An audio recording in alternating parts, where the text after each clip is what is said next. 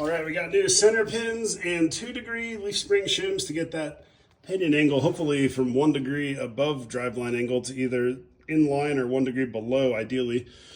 These are the rough stuff U-bolt plates. Everything's in there.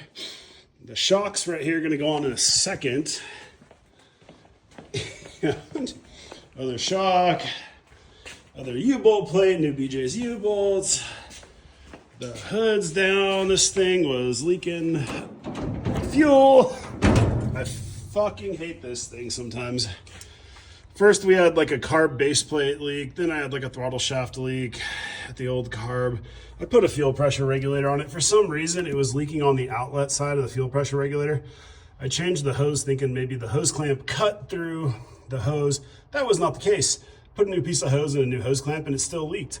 I ended up digging through my fittings drawer and found another fitting that was longer and barbed with like 3 barbs instead of 1, and tightened the living crap out of it, and it's not leaking. So we got no more gas dripping. It also would not start today. It's been sitting for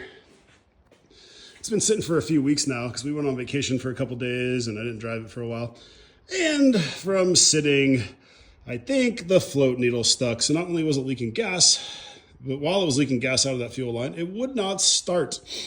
And I'm talking extremely long crank times to a point where I was ready to start pulling plugs and pulling fuel lines until I realized we had fuel over here. So I was going to pull plugs and check for spark. I took off the cleaner, sprayed a bunch of carb cleaner in there and starting fluid, and it started right up. And then it died. So I knew, okay, fuel delivery. Looked in there, looking at the fuel spray pattern, and it was like nothing. It was almost zero fuel coming out. And after a while, the pattern got good. I don't know what was going on there. And then here we are. So I'm excited to see if this does it. I'm pretty stoked because I'm sick of working on this thing and not driving it.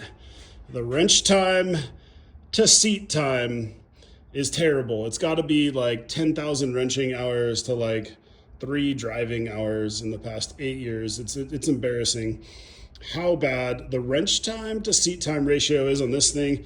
At least this thing's got a terrible wrench time to seat time, but there's still a lot of wheeling hours on this. This has no wheeling hours, very little driving hours, and trying to get there. I don't know.